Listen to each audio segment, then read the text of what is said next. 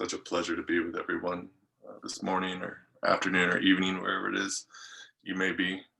Uh, the topic that I want to bring to everyone today comes from our morning service, which we all just recited not too long ago, and it's out of the three refuges, and it's particularly the third jewel out of the three jewels of Buddhism, and it's the Sangha.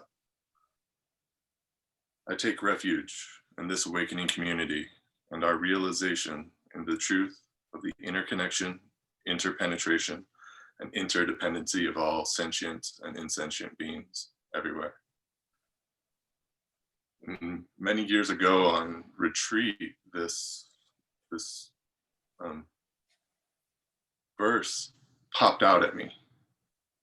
And if you have experienced Junpo's teachings in depth before, or just particularly Zen in general, one of the things that you may come to find over time is that there'll be a sentence in Zen that if you read it 1,000, 2,000 times, it continues to unfold.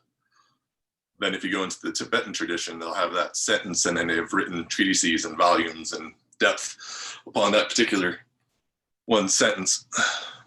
Then I like to bring some of that wisdom back into the Zen practice and see the continued unfolding of depth and profundity and connection that is available inside of this lineage, inside of this sutra book and the Mando Zen manual that I imagine most of us are familiar with. And this paragraph has sent me on a multi-year journey of really exploring what interconnection, interdependency, and interpenetration really is, especially since, as these words point out, that this is the truth. This is what's actually true, and what's false is the delusion of I'm over here and you're over there. And back in the day when sanghas were cohesive communities that traveled together, that lived together, that were in a monastery together, that practiced together, that studied together, that lived and died together, sangha was a given. It was directly the experience that we had in every moment. And today those things are a little bit different since we're on Zoom and we're spread out across the world. But sangha is no less important. The realization that these awakening beings can reflect back to me where I'm at and what's going on here, particularly the places that I close, that I do the no in Mando Zen process, and create a safe and connected space to actually come back down into our bodies and into our hearts and to explore this texture of interconnection that is much more real, much more tangible if it's actually closely explored than I'm over here and you're over there and we're separate beings.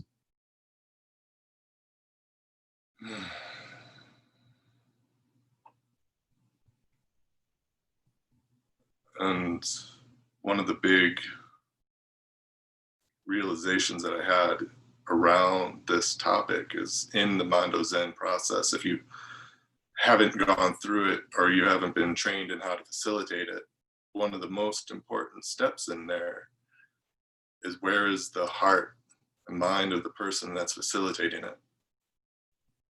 Because if I'm just reading through the rote words, you might get some sort of cognitive benefit, but if I'm actually speaking from a place of realization and actually knowing that our hearts are connected, we're hardwired for connection, that we're born into a connected space and we can't be separate from that. And knowing that the quality of my awareness, the quality of my heart, the openness and expansiveness that we can create both through Qigong and these deep embodiment practices that are actually really, really important inside of Zen, inside of this lineage and many others.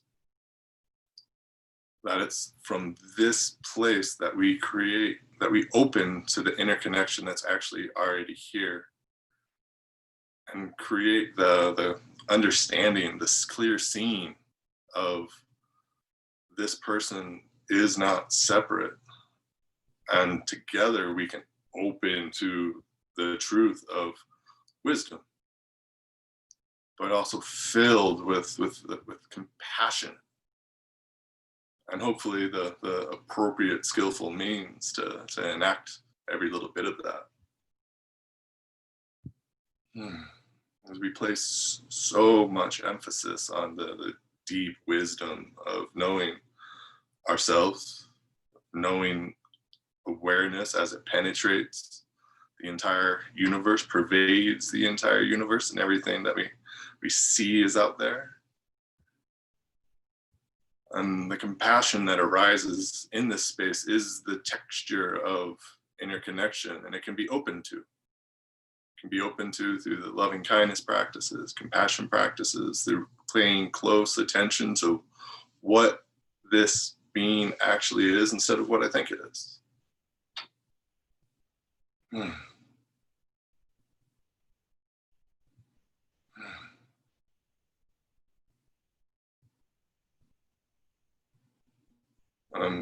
For me in my practice, this commitment to the exploration of our interconnection, our interpenetration, and our interdependency on a fundamental level is what drives me in this sangha.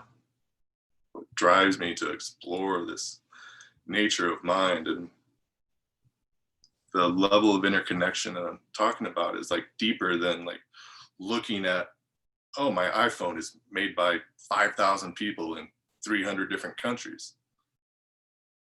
But it's much more that there is no separation between any of us right now on this Zoom call, or any of the people listening to it. We're deeply impacting each and every one of us through our presence or through our ignorance.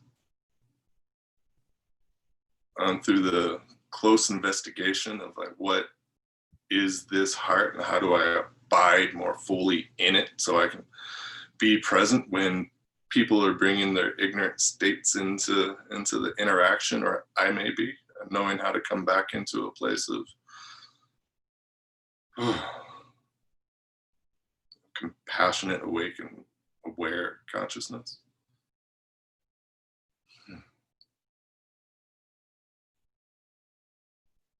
This, from here, is where we bring our practice into our sangha, who may be at this point in our lives our loved ones, our kids, our coworkers, the cashiers that we see on the street, and they may not know that they're in our sangha, but they are.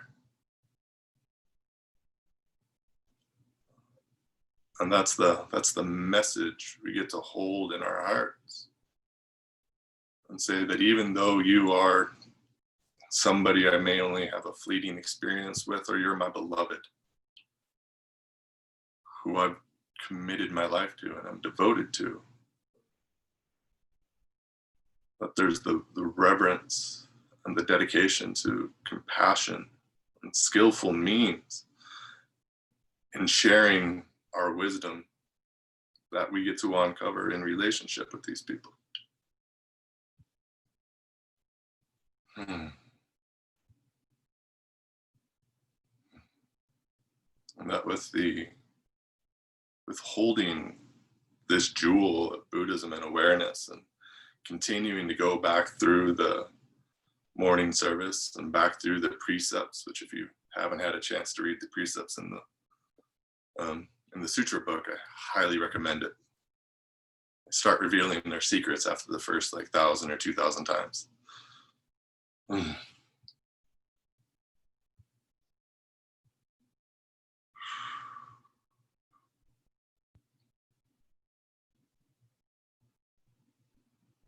With really holding the truth and the realization that we we at all times are interconnected, interpenetrated, interdependent. Like, how could we choose to harm another and really just bringing harm to ourselves and our sangha? And there's a process that's born of that to really embody this awareness in a way that understands and sees directly and feels, quite literally feels, that we are touching each and every person and insentient being as well in our life at all times. And there's very real doorways to open up to that, just like we develop our concentration. We can develop our we'll say feeling sense of others, particularly if you're facilitating mando. It's pretty fucking important to know where somebody is and where they're coming from and where they may be doing this and how to give an invitation to open to the just pure open nature of these hearts and this well-being that we look for and we generate and we bring into a space, on our good days, and having a lot of compassion for ourselves as we discover that we are in our own ego contractions. And our own ego contractions, they're just responses to our own bodily contractions, our own shadow states that we had to develop and grow into over the years due to, parents and society not particularly being attuned to our true nature, our natural nature, the natural state of openness and just pure expressiveness and flowing into a space instead of the I need to protect myself from this person because of X, Y, and Z. And how could we, with understanding that and seeing that all of us are no other than this pure awakened consciousness, how could we choose to do harm? How could we choose to continue to expound ignorance when we know that with a bit of, practice, dedication, a bit of luck, a lot of insight, we can explore the very real, the very tangible, the very present connection that inside of just itself is a blissful experience of just being with somebody else in silence. Let the words fall away and just be present with this being that we're with. And whenever words can improve upon that silence, fantastic. And if the words don't improve upon the silence, great. Let them fall away and just beam this compassionate, caring heart to those that we're with. Those of you that have been on retreat, week-long silent retreats where we don't even look anybody in the eye, and we don't talk to them while we're eating, and we don't even think about them. Like, we come off of those retreats knowing some of these people in deeper and more profound ways than coworkers that we've, been around for years. And there's stories in the silence. There's communication, there's connection, profound levels of connection that if we just open up to and listen to, we can see there's more going on there than these lips could ever expound upon. And each and every minute, each and every moment. And whether or not somebody has the same level of realization or they never even practiced a day in their life, like bringing your level of commitment, your level of practice and caring and insight into that relationship, you're bringing that person into our sangha, to your sangha.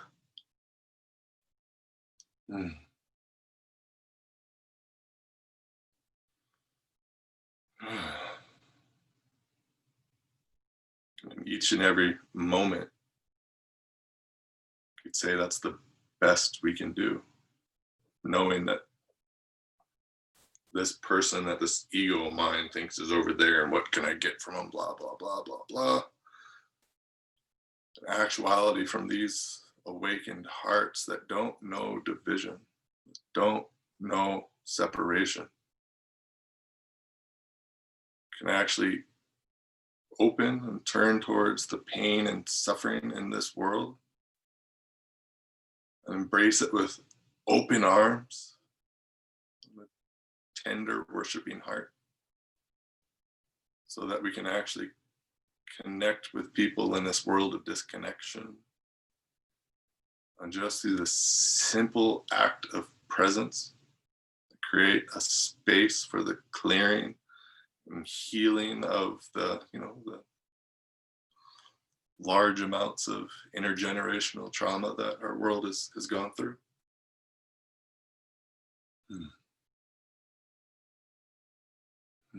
Even if it's in little ways, or if you've fully developed, like committed your life to those kinds of practices and those kinds of approaches, like knowing that we can bring these gifts.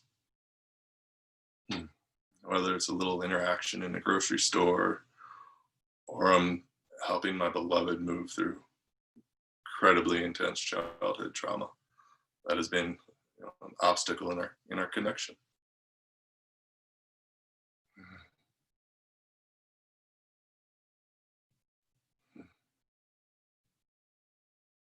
And I give an invitation to each of you to think deeply around what interconnection, interpenetration, and interdependency really means for you. Whether you examine that statement through, say, the classical Buddhist lens, whether you go into sciences and watch them recognize that there's actually no separation, it's just concepts and projections we place onto reality that are really useful. But upon close examination, they're not real. That's the difference between relative truth and absolute truth. Relative truth, it's pretty handy to know when you need to brake your car because that car in front of you is 65 feet away and you're going 40 miles an hour. Handy. But in the reality of the situation, when you really quiet your mind, enter into your heart, and examine and look for separation, it doesn't exist. There's no me over here, you over there. There's no I that knows. There's no knows.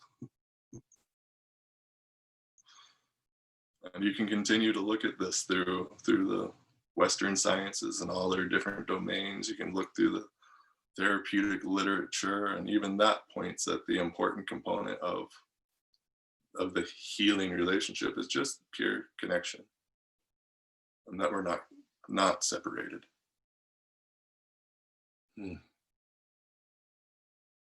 While I can't argue enough the importance of understanding wisdom, having clear, penetrating insight into the nature of reality, like feeling it with heartfelt compassion, so that we're not just all old, dried, puckered up Zen masters sitting on mountains that throw rocks at everybody that comes near us, but we're able to bring this level of warmth and caring into the world that is so deeply needed right now. But doing so from a place of deep insight, knowing that my actions impact every single person on the planet, whether their actions are just the particular way of being. And to really explore the nature of interconnection and interdependency, the answer comes back to how are you being? It's not even what are we doing, but it's how are we being in this moment with these people, with myself.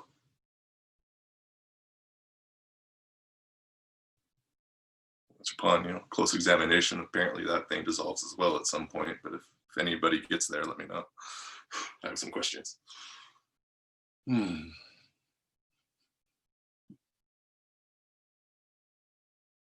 Hmm.